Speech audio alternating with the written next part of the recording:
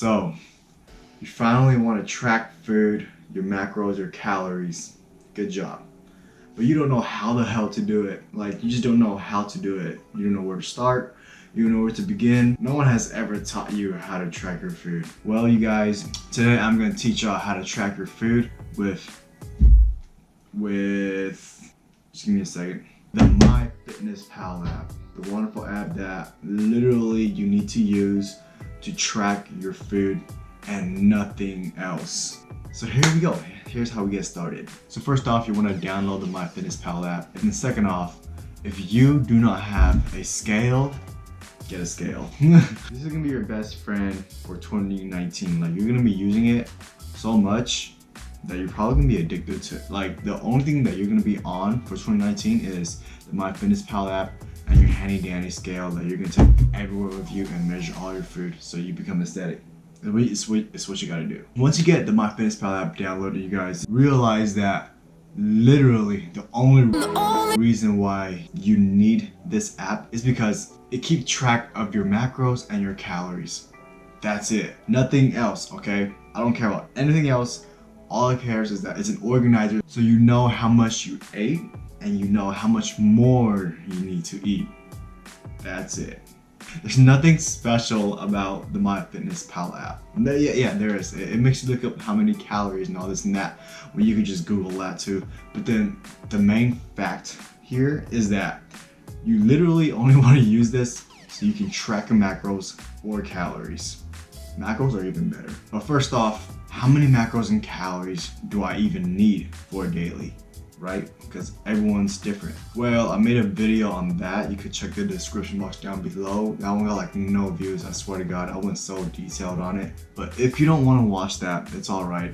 Basically, what you need to do is you could either use a macro calculator anywhere online, or you could begin now after this video and track your food for 3 days, and after that, average out your protein, your carbs, and your fats. And those are your macros. And then depending on what your goal is, that is when you could add a little protein or take a little bit of carbs out.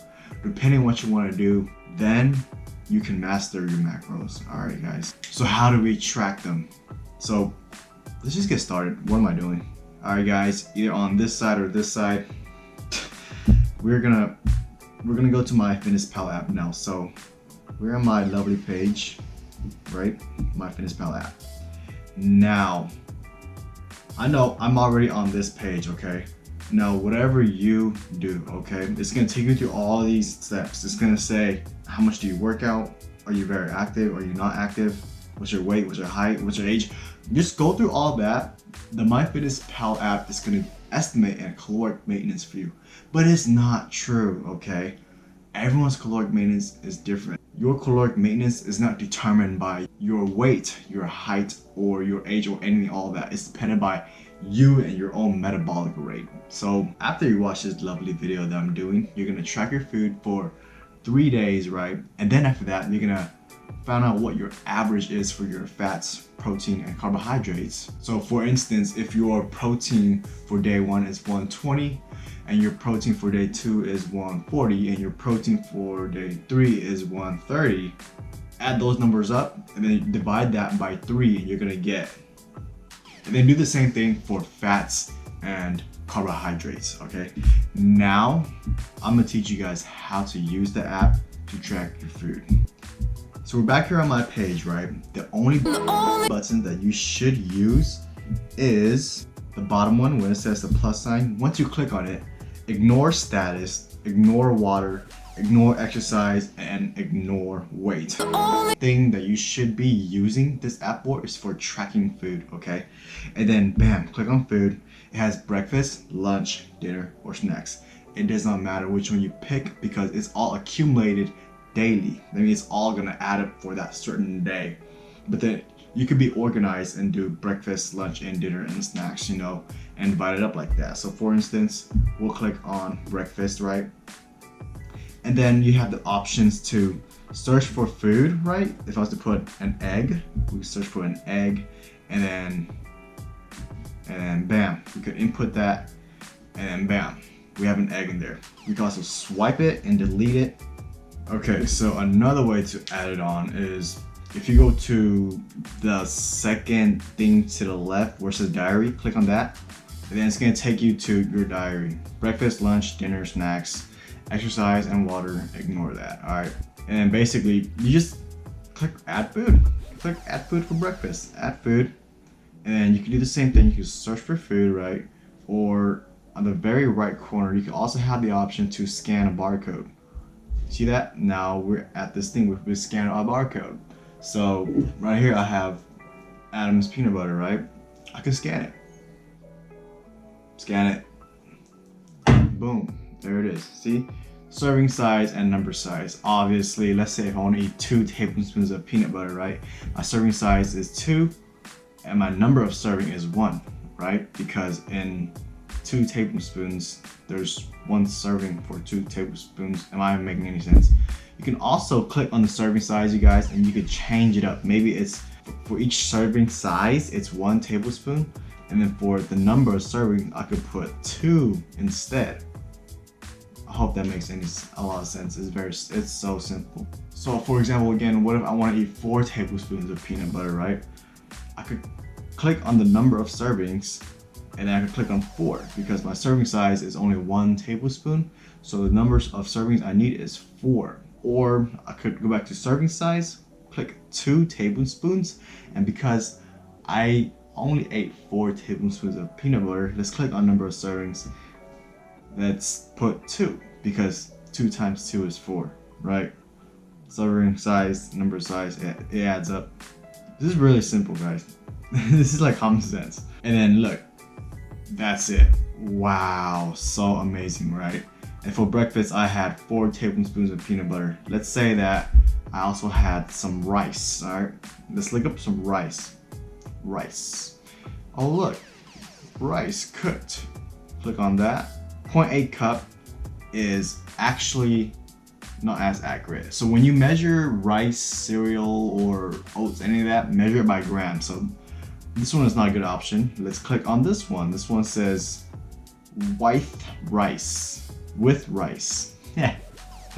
It's pretty much the same thing as, you know, white rice. I don't know why they spell it like that. But see, they have grams. On the number of servings, their serving options are 100 grams, 1 gram, and 1 ounce. I'm gonna go with 1 gram because when you measure everything by gram, it's a lot more accurate. So let's say I had 180 grams of white rice. Bam. There it is. Click it. See how easy that is, guys? And all you have to do is check and see if you need enough or if you're eating too much. And you can do that by going all the way down your diary. So I was at top, now I'm all the way down.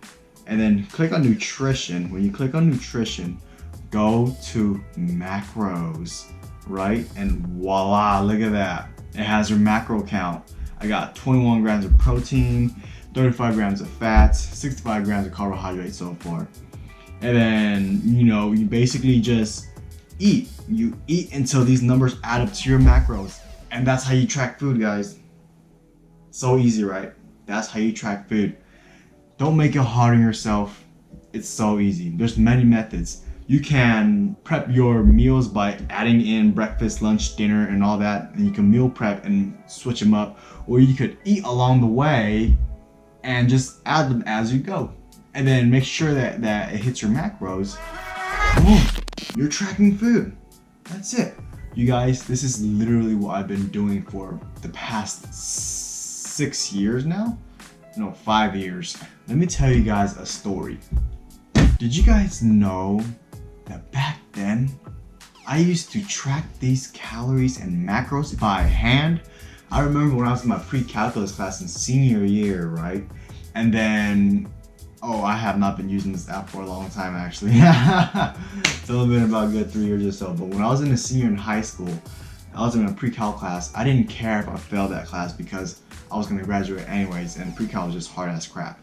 And then what I did was that I would take out a piece of paper. I would literally freaking write down my carbohydrates. I had 4 slices of bread. I'll look up how many carbohydrates there were in a piece of bread, times that by 4, freaking write it down and add them up.